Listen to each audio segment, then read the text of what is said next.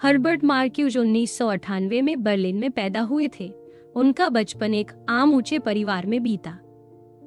उनकी पढ़ाई ममसेन स्कूल से शुरू हुई और फिर काइजर अगस्त स्कूल में हुई। सन 1916 में उनको फौज में बुला लिया गया। फौज में रहते हुए उनकी राजनीतिक समझ की शुरुआत हुई, पर उस वक्त उनकी राजनीतिक भागीदारी ज्यादा नहीं रही। युद्ध और जर्मन क्रांति के अनुभव ने उन्हें मार्क्सवाद पढ़ने की तरफ बढ़ाया, ताकि वो पूंजीवाद और साम्राज्यवाद को समझ सके और यह भी जान सके कि जर्मन क्रांति क्यों नाकाम रही। मार्क्सवाद पर उनकी पढ़ाई ज्यादा लंबी नहीं चली। सन 1918 में फौज से छुट्टी मिल गई। सन 1919 में उन्होंने बर्लिन की हम्बोल्ट यूनिवर्सिटी में दाखिला लिया और 4 सेमेस्टर पढ़ाई की। फिर सन 1920 में वो फ्राइबर्ग चले गए, जहां उन्होंने जर्मन साहित्य, दर्शन, राजनीति और अर्थशास्त्र की पढ़ाई की। इस दौर में उन्होंने एक थीसिस लिखी, जिसे सन 1922 में मंजूरी मिली।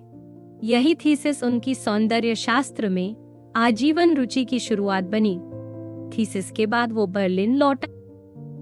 उनके पिताजी ने उन्हें रहने के लिए घर और किताबों के व्यापार में हिस्सेदारी दे दी थी। वो मुख्य रूप से किताबों की सूची बनाने और शोध का काम करते थे।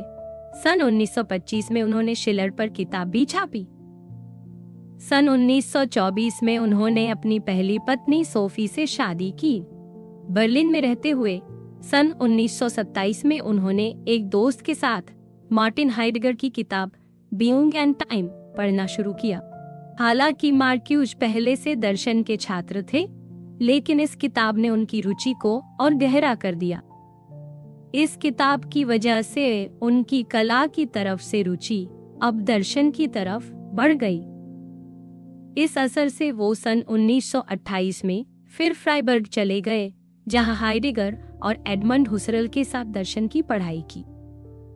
वहां उन्होंने हाइडेगर के सहायक के रूप में भी काम किया और अपनी दूसरी थीसिस पर काम शुरू किया। हालांकि ये थीसिस हाइडेगर ने मंजूर नहीं की, फिर भी सन 1932 में छप गई। सन 1932 में मार्क्यूज और हाइडेगर का साथ छूट गया, क्योंकि हाइडेगर का झुकाव अब राष्ट्रीय समाजवाद की तरफ हो गया था। इस माहौल में मार्क्यूज को लगा कि वो अब जर्मनी में प्रोफेसर नहीं बन सकते। तब उन्होंने फ्रैंकफर्ट के इंस्टीट्यूट में नौकरी के लिए कोशिश की। इंटरव्यू और कुछ लोगों की सिफारिश के बाद उन्हें वहां काम मिल गया। नाजी गतिविधियों की वजह से वो कभी फ्रैंकफर्ट में असल में काम नहीं कर सके। इंस्टीट्यूट ने अपनी संपत्ति पहले ही हॉलैंड भेज दी थी। जेनेवा में एक दफ्तर खोला गया, जहां मार्क्यूज ने काम शुरू किया। फिर कुछ समय के लिए वो पेरिस भी गए और आखिर में जुलाई 1934 में न्यूयॉर्क पहुंचे।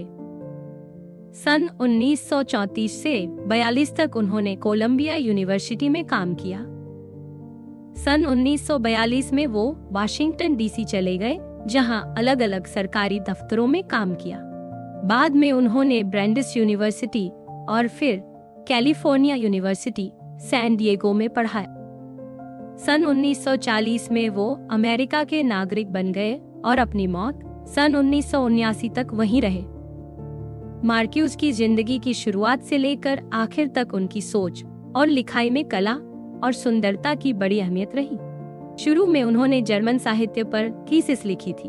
अपनी जिंदगी के आखिरी साल में उन्होंने सुंदरता पर एक खास किताब लिखी। इनके बीच के समय में भी उन्होंने कई बार कला और सुंदरता पर लिखा। उनकी हर किताब में कहीं न कहीं सुंदरता की बात जरूर मिलती है। युवावस्था से ही मार्क्यूज को जर्मन और दुनिया के बड़े लेखकों की किताबें पसंद थीं। फौज से लौटने के बाद और थोड़े समय की राजनीति के बाद वे फिर से साहित्य की तरफ लौटे। लेकिन अब उनकी सोच में राजनीति का असर था।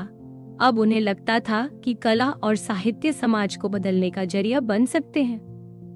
उनके लिए अब कला सिर्फ शौक या रस का विषय नहीं रही, बल्कि समाज बदलने की ताकत का हिस्सा बन गई।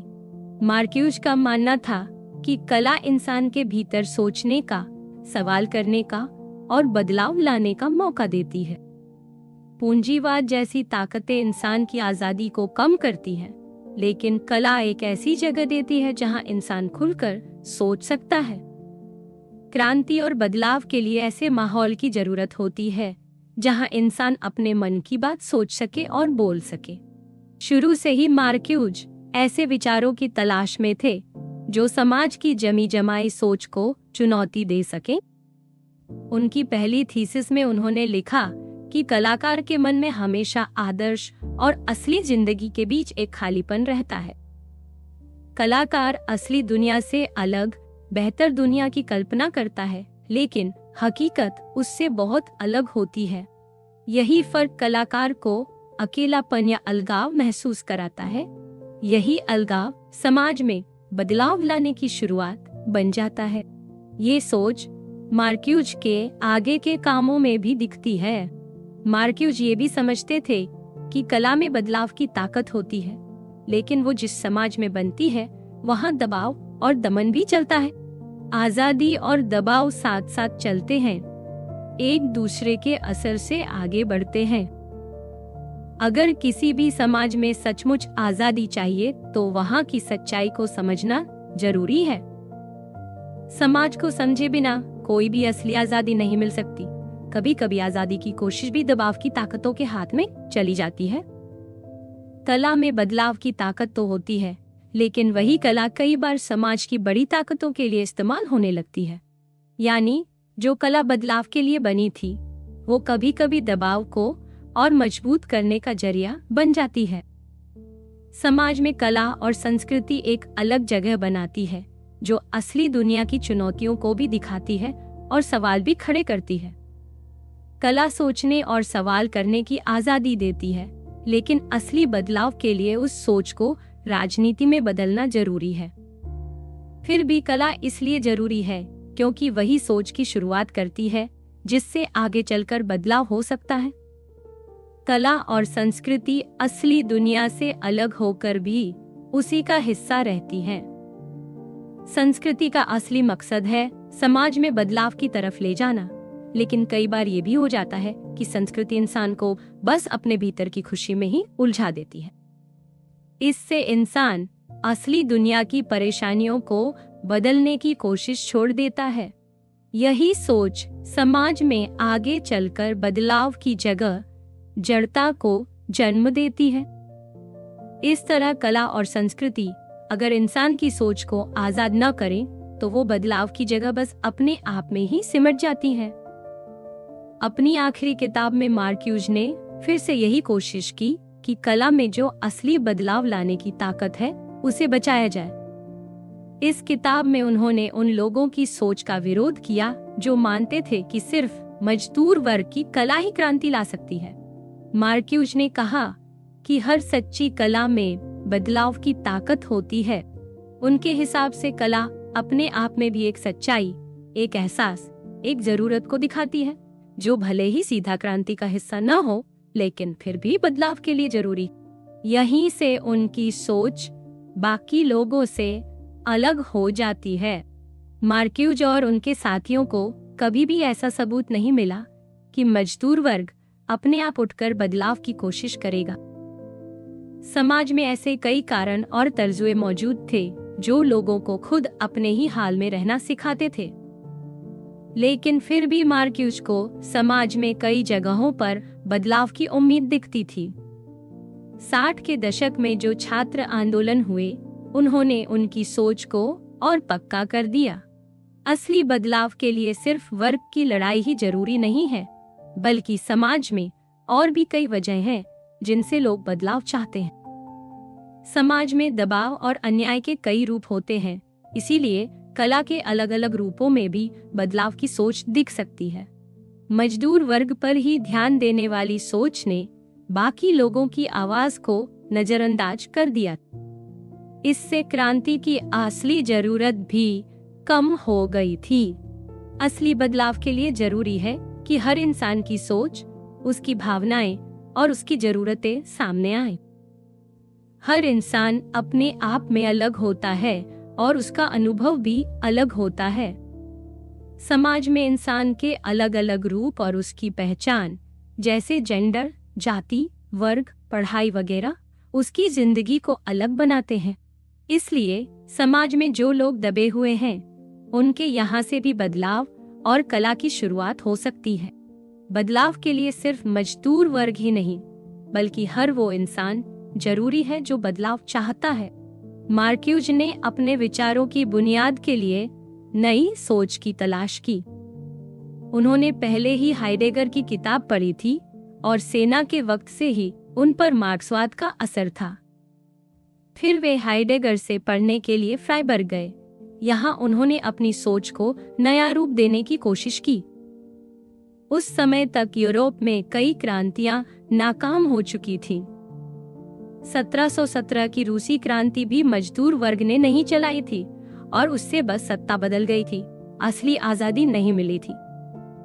इस पूरे माहौल में मार्क्सवाद की राजनीति और उसकी सोच दोनों संकट में थी।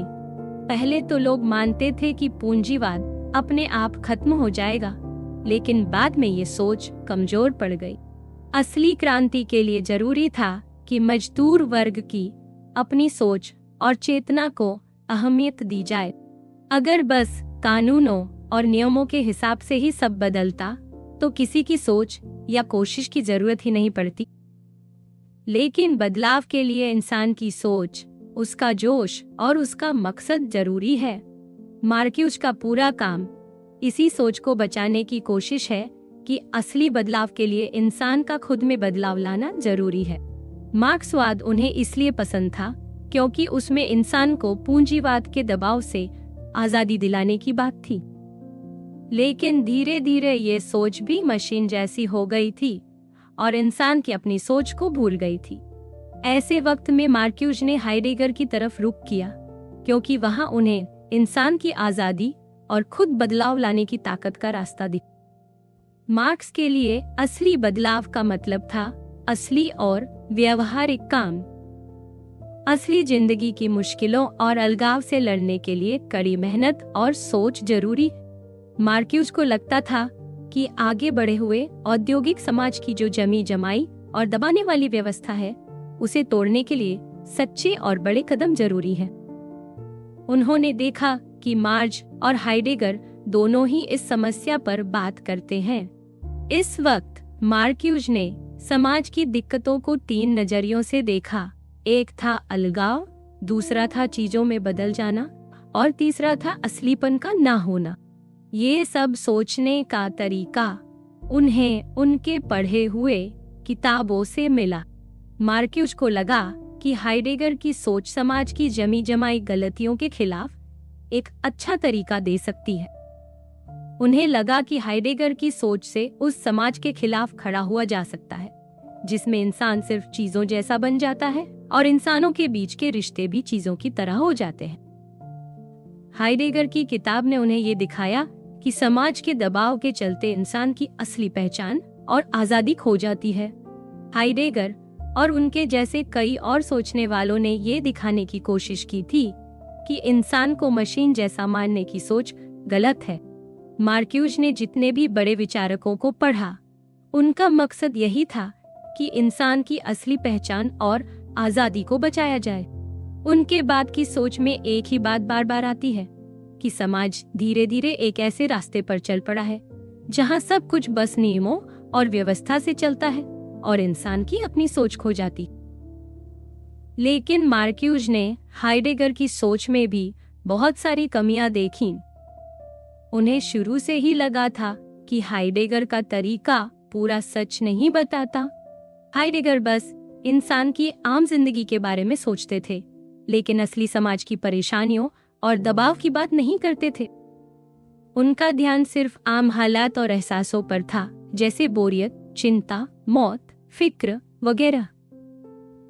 लेकिन ये सब बातें हर किसी की जिंदगी में अलग अलग होती हैं। हर इंसान इन्हें अपने तरीके से महसूस करता है। आखिर में मार्क्यूज ने देखा कि हाइडेगर असली समाज की सच्चाई और वहां होने वाले जुल्म या दबाव की बातें बिल्कुल भी नहीं करते। असली समाज में इंसान की पहचान, उसकी जाति, उसका वर्ग, उसकी पढ़ाई, सब चीजें फर्क डालती हैं। ये सब बातें हाइडेगर की सोच में गायब थीं। हाइडेगर इंसान की जिंदगी को इतना आम बनाकर दिखाते हैं कि उसमें कोई भी असली संघर्ष या बदलाव की बात ही नहीं बचती। इसी वजह से मार्क्यूज ने समझा कि हाइडेगर की सोच असली और ठोस नहीं है।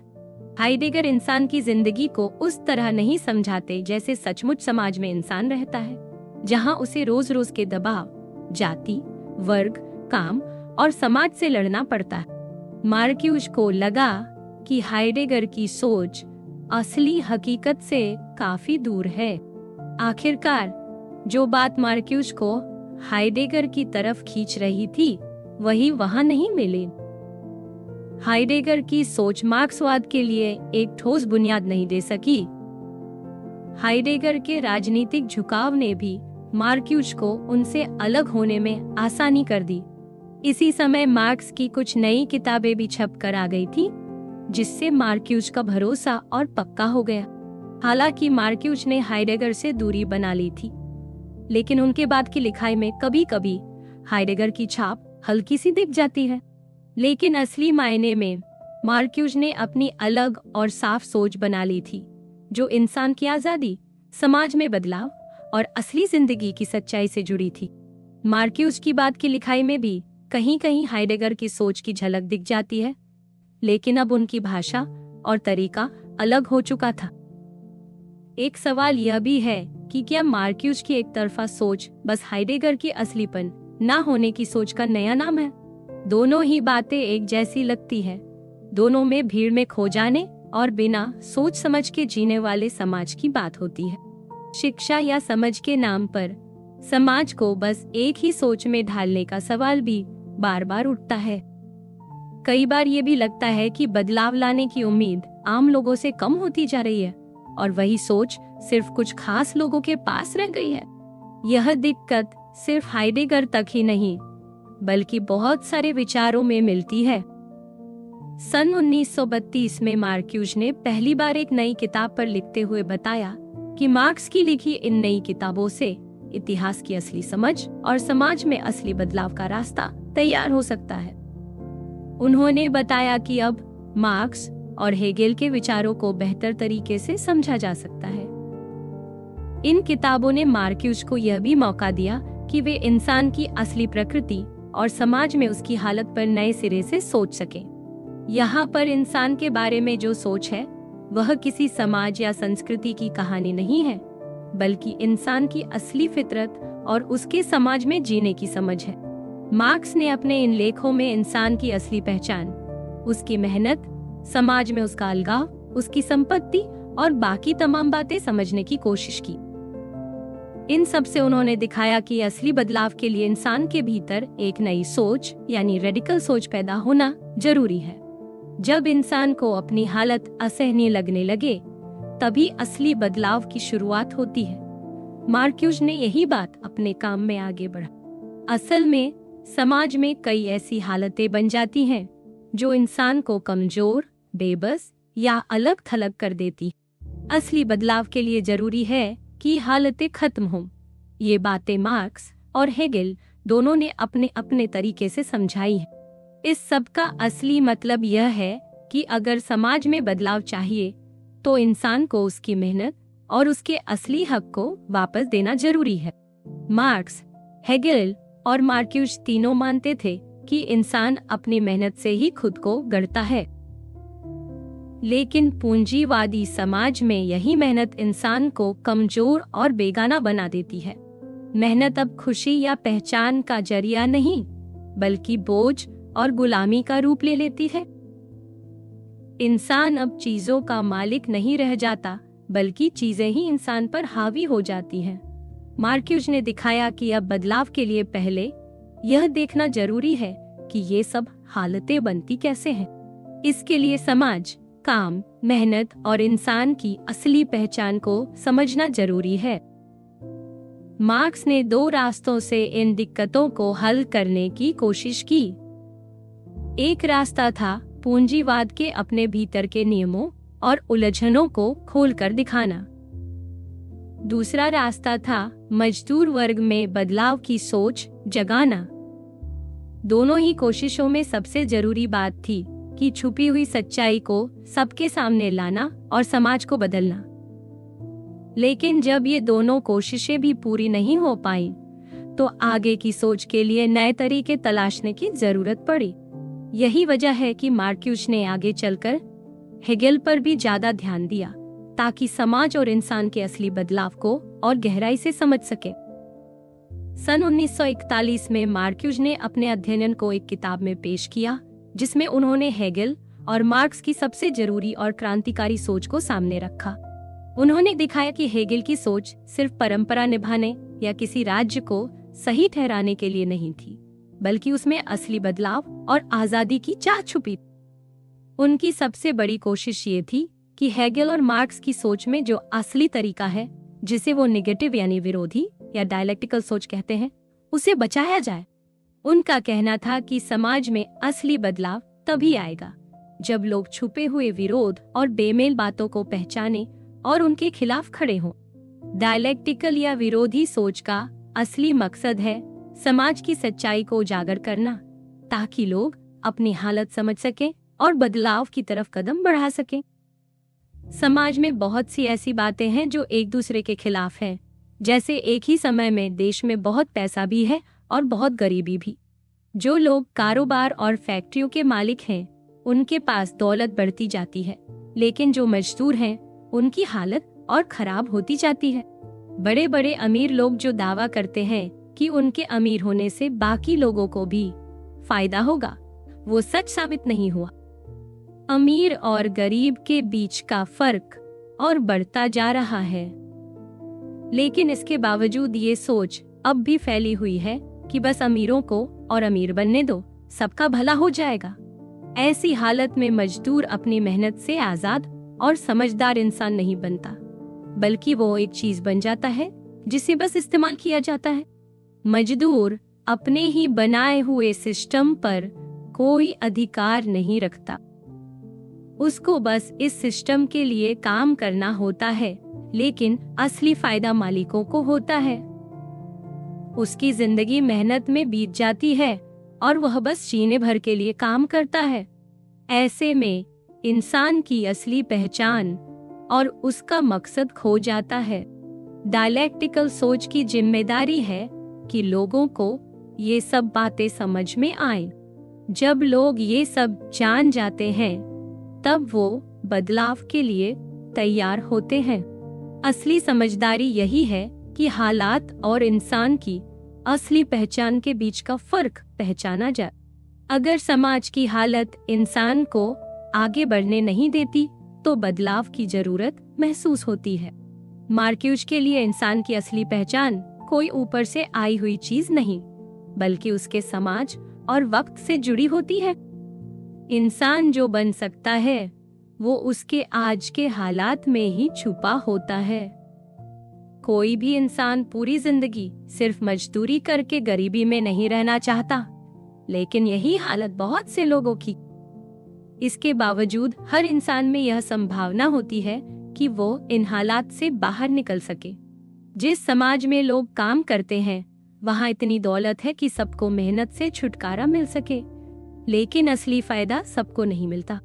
मार्क्यूज ने कहा कि असली सोच का मतलब है तुरंत दिखने वाली हालत से आगे देखना और असली सच्चाई को पकड़ना। समाज की सच्चाई और असली पहचान दोनों साथ साथ चलती हैं और हर वक्त बदलती रहती हैं। यह हिस्सा समझने के लिए बहुत जरूरी है कि मार्क्यूज की सोच में इंसान की असली पहचान हमेशा बदलती रहती।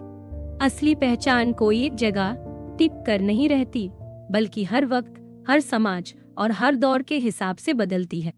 असली पहचान वही है जिसमें इंसान आजाद और खुश रह सके, लेकिन असली दुनिया में ऐसा नहीं होता।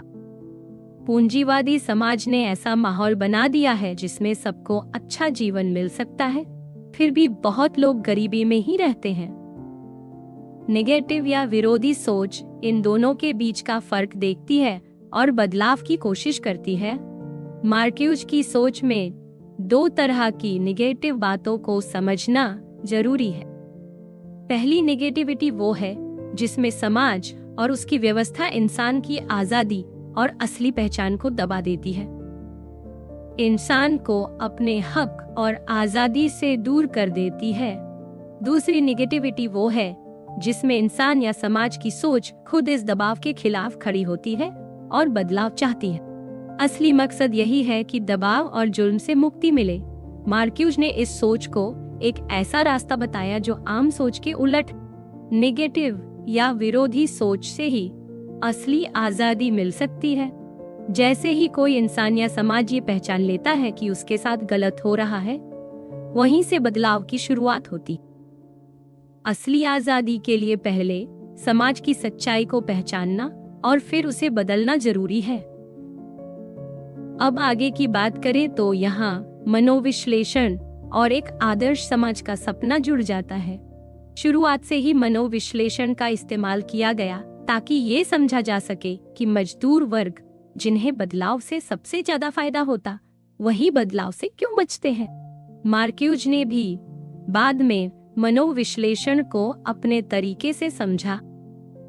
उनकी किताबों में मनोविश्लेषण और समाज की आलोचना दोनों मिलती है।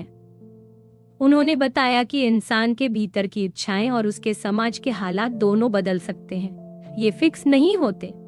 अगर समाज बदलता है तो इंसान की इच्छाएं भी बदल जाती हैं।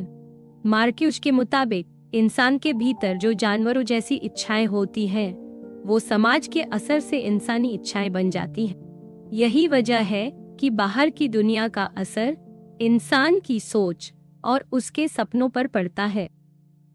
समाज के नियम बदलते हैं तो इंसान के सोचने का तरीका भी बदलता है। खुशी की चाह धीरे धीरे दब जाती है क्योंकि समाज उसे खुलकर जीने नहीं देता। लेकिन अगर कभी समाज बदल जाए तो इंसान के जीने और सोचने का तरीका भी बदल सकता है। मार्क्यूज का मानना था कि आजादी का मतलब है इंसान की खुशी की चाह को आजाद करना। लेकिन उन्होंने ये भी माना कि सबको खुली छूट देना मुमकिन नहीं है क्योंकि इससे दूसरों की आजादी छिन सकती है। इसलिए इंसान को अपनी आजादी और दूसरों की खुशी में संतुलन बनाना जरूरी है। इसी सोच से मार्क्यूज ने फ्रॉइड के विचारों को भी नया रूप दिया। मार्क्यूज ने रेप्रेशन यानी दबाव के बारे में दो शब्द इस्तेमाल किए। पहला है बेसिक दबाव, जो इंसान की बुनियादी जरूरतों को समाज में आगे बढ़ाने के लिए जरूरी होता है। यह इतना ही होता है जितना हर सभ्यता में इंसान की भलाई के लिए चाहिए। इसमें इंसान पर किसी तरह का जुल्म या शोषण नहीं होता। दूसरा है अतिरिक्त दबाव, जो समाज में ताकतवर लोगों के फायदे के लिए इंसान की इच्छाओं और जरूरतों को और ज्यादा दबा देता है। इसका मकसद है कि हर इंसान सिर्फ उसी हिसाब से चले जैसा आज का समाज और उसका सिस्टम चाहता है। इसी को परफॉर्मेंस प्रिंसिपल कहा गया है। परफॉर्मेंस प्रिंसिपल वाले समाज में हर किसी से बस काम लिया जाता है। काम की इतनी मांग होती है कि लोग अपनी असली जिंदगी भूल जाते हैं। सबकी मेहनत का फायदा आखिर में बस कुछ लोगों को मिलता है। मजदूर या आम आदमी अपनी मर्जी से नहीं बल्कि सिस्टम के बनाए नियमों के मुताबिक काम करता है। वो खुद तय नहीं कर सकता कि उसे कितना काम करना है या कितनी कमाई चाहिए। उसका असली मकसद बस प्रोडक्ट बनाना और मालिक के लिए मुनाफा बढ़ाना बन जाता है। आदमी मशीन की तरह इस्तेमाल होता है। लोग अपनी असली जरूरतें और खुशियां भूलकर सिस्टम के हिसाब से सोचने लगते हैं। अपनी इच्छाओं को भी वैसे ही ढाल लेते हैं जैसे सिस्टम चाहता है। मार्क्यूज का कहना है कि ऐसे समाज में लोग वही चाहते हैं जो उन्हें चाहना चाहिए। यह सिस्टम ही सबकी पहचान, इच्छा और सोच को तय करता है। यही वजह है कि असली आजादी और बदलाव लाने का रास्ता रुक जाता है। मार्क्यूज की ये थ्योरी ये भी समझाती है कि समाज में लोग क्यों खुद बदलाव नहीं चाहते जबकि उनको फायदा हो सकता है। लेकिन यह थ्योरी ये पूरी तरह नहीं समझा पाती कि आखिर कैसे इंसान की पहचान और इच्छाएं एक जैसी बन जाती हैं। बाद के विचारकों ने यह भी बताया कि असली दबाव सिर्फ इच्छाओं को दबाने से नहीं बनता, बल्कि ताकत और ज्ञान के खेल से इंसान की पहचान बनती। दरअसल ताकत इंसान को रोकती नहीं है, बल्कि नई पहचान और सोच भी पैदा करती है। यानी सिस्टम सिर्फ दबाता नहीं, बल्कि लोगों के अंदर नई सोच और पहचान भी पैदा करता है। अब बात करें इरोस और लोगों की। मार्क्यूस की किताब में एक जगह वे बताते हैं कि पश्चिमी सोच में हमेशा इंसान की भावनाओं और शरीर को कमतर माना गया और तर्क या दिमाग को सबसे ऊपर रखा गया। खुशी, चाहत और इंसान की असली फीलिंग को हमेशा दबाया गया।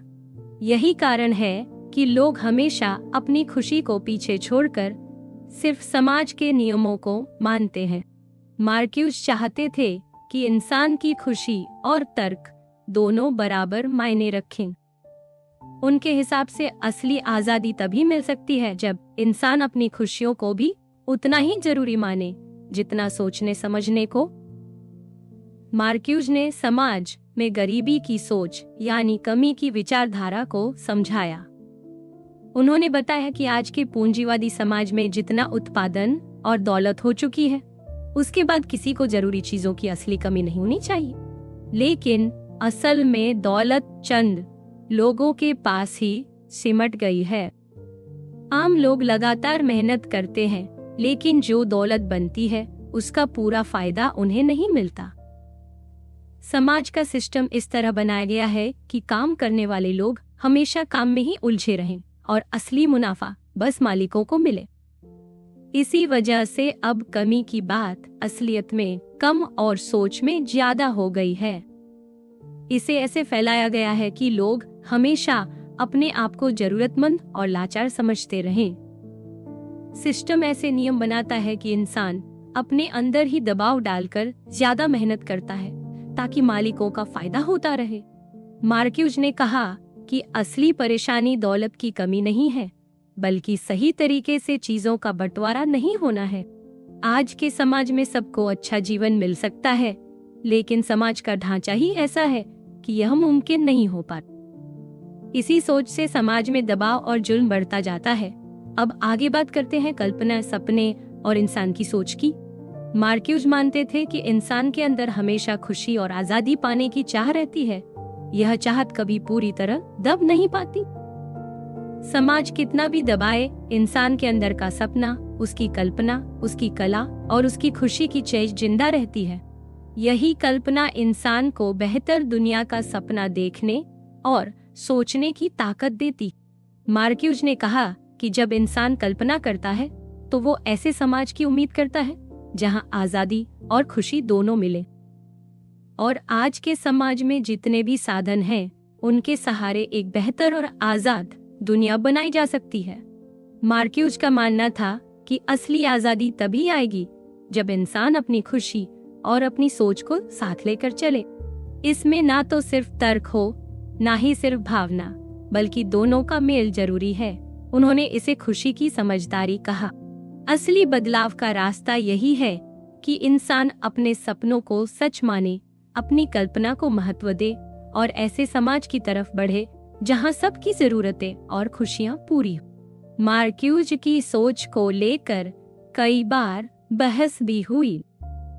उनके अपने ही साथी विचारक इस बात पर अलग राय रखते थे कि इंसान की इच्छाओं का असली आधार क्या है, लेकिन दोनों की सोच का मकसद यही था कि इंसान को समाज के दबाव से आजादी दिलाई जाए और खुशी की असली पहचान को बचाया जाए। अब बात करें एक तरफा सोच की। मार्क्यूस ने बताया कि आज के विकसित समाज में बाहर से सब अच्छा, लोकतांत्रिक और तरक्की वाला दिखता है, लेकिन असल में इंसान की सोच बस एक ही दिशा में बन जाती। ऐसे में कोई भी सवाल नहीं उठता, कोई बदलाव की मांग नहीं करता। इंसान को पता ही नहीं चलता कि वह समाज की ताकतों के दबाव में जी रहा है। असली सोच वही है जो समाज के जुल्म और दबाव को देख सके और बदलाव की मांग कर सके। डेमोक्रेटिक गुलामी का मतलब है कि लोग खुद अपनी मर्जी से उस दबाव को अपना लेते हैं जो असल में उनके खिलाफ है। लोग समझते हैं कि वो आजाद हैं, लेकिन असल में वो एक सिस्टम का हिस्सा बन जाते हैं जो उनसे और ज्यादा मेहनत करवाता है। मार्क्यूस ने बताया कि आज के समाज में ऐसे नियम बन गए हैं जिनमें इंसान बिना किसी दबाव या जबरदस्ती के भी उसी सिस्टम में फंसा रहता है। अब किसी पिताजी, टीचर या किसी बड़े अधिकारी की जरूरत नहीं होती, सिस्टम खुद ही इंसान पर हावी हो जाता है। सारी ताकत अब संस्थाओं और नियमों के हाथ में आ गई है। असली दबाव अब सिस्टम के जरिए आता है, न कि किसी एक इंसान के जरिए। एक तरफा सोच का काम है कि इंसान की सोच को एक ही दिशा में सीमित कर देना, लोगों को ऐसा महसूस कराना कि वो बहुत आजाद हैं, जबकि असल में उनकी आजादी बहुत कम होती जा रही है। सिस्टम लोगों को इतना सामान और सुविधाएं देता है कि वो किसी और बदलाव के बारे में सोच ही नहीं पाते। लोग अपने ही दबाव डालने वालों के साथ खुद को जोड़ लेते हैं। राजनीति में भी असली मुद्दे और सवाल गायब कर दिए जाते हैं। इसका एक बड़ा उदाहरण ये है कि लोग अपने दबाने वालों को ही अपना मान लेते हैं। लोग सोचते हैं कि सब साथ है क्योंकि सब एक जैसे कपड़े पहनते हैं, एक जैसी फिल्में देखते हैं या एक ही टीम को पसंद करते हैं। लेकिन हकीकत में सबकी जिंदगी और मुश्किलें अलग होती हैं। राजनीति में भी ऐसे शब्दों का इस्तेमाल किया जाता है जो सबको एक जैसा दिखा दे, लेकिन असली फर्क को छुपा ले। एक और उदाहरण है सहनशीलता। पहले ये शब्द समाज के कमजोर लोगों के लिए था, लेकिन अब वही शब्द समाज के ताकतवर लोग अपने पक्ष में इस्तेमाल करते हैं। असली सहनशीलता का मतलब था कि हर किसी को बराबरी मिले, लेकिन अब इसे ऐसा दिखाया जाता है कि बस सहन करना ही जरूरी है। असली बदलाव की बात दबा दी जाती। अब बात करते हैं तकनीक की। मार्क्यूज ने कहा कि तकनीक भी समाज में आजादी और दबाव दोनों ला सकती है। एक तरफ तकनीक लोगों को काम से आजादी और जिंदगी आसान बना सकती है, दूसरी तरफ यही तकनीक बड़े बड़े सिस्टम और मालिकों को लोगों पर और ज्यादा दबाव डालने का जरिया भी बन जाती है। असली फर्क यह है कि तकनीक का इस्तेमाल कैसे हो रहा है। अगर समाज सही दिशा में चले तो तकनीक से सबकी भलाई हो सकती है, लेकिन अगर सिस्टम में ही गलती हो तो वही तकनीक लोगों को और मुश्किल में डाल सकती है। मार्क्यूज ने बताया कि तकनीक अपने आप में न अच्छी है न बुरी, वो तो बस एक औजार है। असली सवाल है कि उसे चलाने वाला कौन है और किसके लिए चला रहा है। अगर समाज में बराबरी, आजादी और इंसानियत की सोच हो तो तकनीक से बहुत कुछ अच्छा किया जा सकता है, लेकिन अगर सिर्फ मुनाफा और ताकत की सोच हो तो वही तकनीक इंसान को और भी दबा सकती है। अगर तकनीक को एक तरीके के उत्पादन या सभी औजारों के समूह के तौर पर देखा जाए तो यह एक खास सोच या विचारधारा का हिस्सा बन जाती है। यानी तकनीक सिर्फ चीजों का जमावड़ा नहीं, बल्कि समाज में किस सोच के साथ उसका इस्तेमाल हो रहा है, यह भी उतना ही जरूरी है। हर मशीन और तकनीक को कोई न कोई मकसद या दिशा दी जाती है और वही उसका असली इस्तेमाल तय करती है। तकनीक कभी भी बिल्कुल तटस्थ या बिना किसी असर के नहीं होती। हर मशीन का इस्तेमाल समाज, राजनीति और अर्थव्यवस्था से जुड़ा होता है। आज जो तकनीकें हैं उनका मकसद भी वही है जो आज के पूंजीवादी समाज का है, यानी ज्यादा उत्पादन और ज्यादा मुनाफा। फिर भी मार्क्यूज मानते हैं कि तकनीक के भीतर बदलाव की संभावना भी छुपी होती है। वही मशीन जो आज दबाव का जरिया है, अगर समाज की सोच और व्यवस्था बदली जाए तो वही इंसानों के लिए भलाई और आजादी का जरिया भी बन सकती है। असली फर्क इस बात में है कि तकनीक का असली मकसद क्या रखा गया है और उसका इस्तेमाल कौन कर रहा है। आज तकनीक का इस्तेमाल करने वाली ताकतें लोगों की भलाई से ज्यादा मुनाफा, ताकत और प्रतिस्पर्धा को बढ़ाने पर जोर देती है। समाज में डर और कमी की भावना ऐसे ही फैलती जाती है, जबकि सच यह है कि दुनिया में जरूरत के सारे साधन आज मौजूद हैं। लेकिन लोगों को हमेशा बताया जाता है कि अभी और तकनीकी तरक्की चाहिए, तभी सभी जरूरतें पूरी हो सकती हैं। मार्क्यूज कहते हैं कि असली आजादी तभी मिलेगी जब इंसानों के आपसी रिश्ते और कुदरत के साथ रिश्ता बदल जाए। एक नई सोच और समझदारी से तकनीक का मकसद भी बदल जाएगा। उस समय तकनीक का इस्तेमाल हथियार या लड़ाई के लिए नहीं, बल्कि इंसानियत, शांति और खुशहाली के लिए किया जाएगा। मार्क्यूज का कहना था कि समाज में बदलाव और आजादी की चाह कभी पूरी तरह खत्म नहीं होती। जितनी भी बड़ी बड़ी व्यवस्थाएं बन जाएं, इंसान के मन में आजादी और बदलाव का सपना हमेशा जिंदा रहता है। कई बार ऐसा लगता है कि बदलाव की उम्मीद कम होती जा रही है, लेकिन असल में दबाव के बीच से ही विरोध और नई सोच का जन्म होता है। मार्क्यूज खुद को कोई गुरु नहीं मानते थे, बल्कि वे मानते थे कि जो भी समाज में नया सोचता है, बदलाव चाहता है, वो भी उनके लिए सीखने की चीज। बदलाव की सबसे बड़ी उम्मीद उन लोगों में है जो अपनी रोजमर्रा की दबाव भरी जिंदगी से थक चुके हैं और अब कोई नया रास्ता चाहते हैं। 60 के दशक में छात्रों के आंदोलनों ने यह दिखा दिया था कि बदलाव की चाह सिर्फ वर्ग की लड़ाई से नहीं, बल्कि अपनी खुद की आजादी और शांति की मांग से भी हो सकती है। यह आंदोलन उन सब के लिए एक चेतावनी थी जो पुराने ढर्रे पर ही समाज चलाना चाहते थे। अब नई सोच और बदलाव की भूख पूरी दुनिया में फैल गई थी। असली क्रांति वही होगी जिसमें तकनीकी तरक्की का फायदा सिर्फ कुछ लोगों तक सीमित न रह जाए, बल्कि पूरी इंसानियत, शांति और भाईचारे के लिए हो। 60 के दशक में जो छात्र आंदोलन हुए, वो असली मायनों में बड़े बदलाव का इशारा थे। इन आंदोलनों में नौजवानों ने तरह तरह के दबाव और जुर्म के खिलाफ खुलकर नहीं कहा।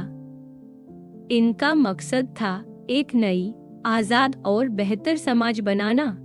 इसके लिए सिर्फ सत्ता बदलना काफी नहीं था, बल्कि इंसान के सोचने और महसूस करने का तरीका भी बदलना जरूरी था। मार्क्यूज ने इसे नई सोच या नई संवेदना कहा। ये ऐसी सोच थी जिसमें इंसान की जिंदगी की असली खुशियां, आजादी और प्रेम की भावनाएं दबाव और हिंसा से ऊपर आ जाती हैं। ये बदलाव बाहर से नहीं, बल्कि इंसान के भीतर से शुरू होता है। समाज के जो पुराने नियम इंसान की सोच को बांधते हैं, उन्हें बदलना जरूरी है। इसी वजह से मार्क्यूज महिलाओं के आंदोलन से बहुत प्रभावित थे। उन्हें लगता था कि इस आंदोलन में असली बदलाव की सबसे ज्यादा संभावना है। जब लोग औरत और मर्द के पुराने रोल को नए सिरे से सोचने लगेंगे, तो समाज में नरमी और आपसी समझ बढ़ेगी और लड़ाई झगड़े और हिंसा कम होगी। नई संवेदना का असर सिर्फ इंसान के आपसी रिश्तों पर नहीं पड़ेगा, बल्कि इंसान और कुदरत के रिश्ते भी बदल जाएंगे। जब हर कोई अपनी आजादी को समझेगा, तभी असली बदलाव आएगा। यह बदलाव राजनीति और समाज के बीच का पुल बनेगा, जिससे इंसान अपनी निजी आजादी और समाज में बदलाव दोनों की ओर बढ़ सके। मार्क्यूज का मानना था कि समाज में बदलाव लाने के लिए हमें सिर्फ मजदूर वर्ग या पुराने तरीकों पर ही नहीं रुकना चाहिए, बल्कि समाज के उन सभी लोगों को देखना चाहिए जो हाशिए पर हैं, जो बदलाव के लिए तैयार हैं। उन्हें लगता था कि महिलाओं का आजादी का आंदोलन सिर्फ औरतों के लिए नहीं, बल्कि पूरे समाज के लिए जरूरी है। जब औरतें बराबरी की लड़ाई लड़ेंगी, तो इससे समाज के और भी दबे कुचले लोगों को हिम्मत मिलेगी। इसी लड़ाई से एक नई सोच पैदा होगी, जिसमें सख्ती, हिंसा और मर्दानगी जैसी बातों की जगह नरमी, समझदारी और बराबरी ले ले। मार्क्यूज तो यहाँ तक मानते थे कि अगर समाज में सभी लोग ये गुण अपना लें, तो धीरे धीरे समाज से गैर बराबरी और हिंसा खत्म हो सकती है। कुछ लोगों ने मार्क्यूज की सोच पर सवाल उठाए कि वो औरतों के बारे में भी पुराने ख्याल रखते हैं, लेकिन कई विद्वानों ने कहा कि उनकी सोच में असली बदलाव की बात है। असली मकसद ये था कि समाज के जो गुण आज सिर्फ औरतों से जोड़े जाते हैं, उन्हें हर इंसान में लाया जाए, ताकि पूरा समाज बदल सके। मार्क्यूज का मानना था कि औरतों की लड़ाई सिर्फ पूंजीवाद की बुराई से लड़ना नहीं है, बल्कि अपने लिए नई पहचान और नई सोच बनाना भी। कुछ विचारकों ने यह भी कहा कि समाज में बदलाव के लिए सिर्फ इंसान की अंदरूनी इच्छाओं को बदलना ही काफी नहीं, बल्कि लोगों के आपसी रिश्तों और उनकी परवरिश पर भी ध्यान देना जरूरी है। यानी असली बदलाव तब आएगा जब हर कोई, चाहे वो किसी भी वर्ग, जातीय पहचान से हो, अपनी जिंदगी में बराबरी, समझ और आजादी महसूस कर सके।